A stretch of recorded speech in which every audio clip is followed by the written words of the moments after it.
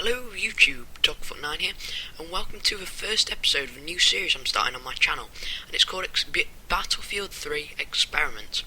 Now, in this show, I'm going to be experimenting with different weapons loadouts, which I think might work out, and then for that week, or, well, I might do this weekly, or for that episode, I'm going to just try it out, see if it's good, tell you guys whether you should use it, or whether you should stay away from it. And for the first episode, I've got the Scar L. Now, the Scar L came out with the Close Quarters DLC, and really didn't fit in with it, I felt, because it was majority of the weapons were close quarters or close to medium range weapons. This is more of a medium range to long range weapon. It doesn't have the highest bullet velocity, which is quite good for long range weapons, but it does have a slow rate of fire, so quite an easily controllable recoil, and it's due to its slow rate of fire and low recoil, it's really quite good over long to medium range. Now with this loadout, I put the heavy barrel and the bipod on, mainly because the bipod, when you've got it deployed, turns any weapon into a laser gun practically, unless the weapon's got extremely high recoil. Well, even if it does have extremely high recoil, it reduces the recoil by, I think it's 85% or some number like that. And then the heavy barrel also helps weapons over range, which I built this loadout for. I built this loadout for long range engagements, so that's why I'm playing on TDM on maps such as Owlballs Mountain, Bandhar Desert, Kark Island, because there's some quite longer range engagements, but there are quite a few people around, so you have to try and deal with that and everything like that.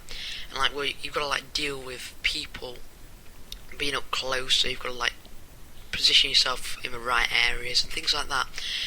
But it is also quite good in short range. I mean, not extremely short range, but if you're 10 or 15 feet away from someone, if you get a first shot on, you'll probably kill them. So if you have got a good reaction time and you've got generally good aim, you'll probably be able to do quite well with this weapon anyway.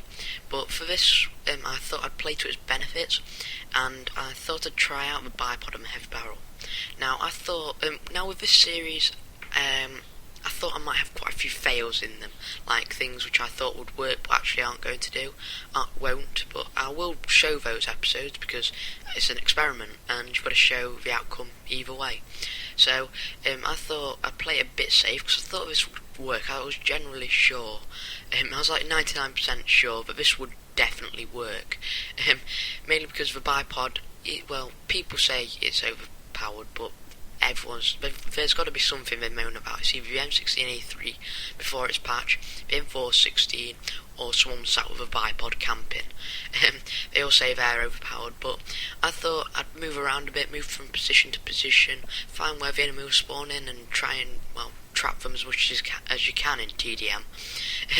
Now I must say, on Bandhar Desert, just as a bit of a side note, there is a bit of a dodgy spawn, and it's a spawn I'm facing now, and it's quite dodgy. I did have a clip where I was facing that spawn, and there's about 11 people out of the 12 spotted, so they were in a 10-foot radius of each other as well. So yeah, I must say there's a few dodgy spawns with these new TDM maps, but they're not that much of game breakers. The spawns do change unless you're very good at spawn trapping, which is extremely hard on TDM, because normally you'll have 11 people who know how to spawn trap and then the one noob who runs into their base and swaps the spawns, as in any game which relies on spawns, whether it's Call of Duty or Battlefield. But anyway, back on topic.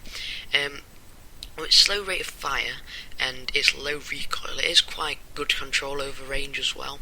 I wouldn't really recommend going into close quarters or Grand Bazaar, you could go with Grand Bazaar, but Operation Metro, Conquest, or inside the station probably isn't your best bet for this weapon. It does have a slow rate of fire, but its damage profile, its damage model is exactly the same as all the other ones, and they have 200 rounds per minute faster RPM, some of them do, and that can just kill this weapon in close quarters, because the majority of people who play TDM are playing with the assault, and it's normally either an AEK, an M416 or an M16A3, which all have fast fire rates from this weapon. So my tip for this loadout in my first episode of Battlefield 3 Experiment, I would stick to long to medium range with this weapon.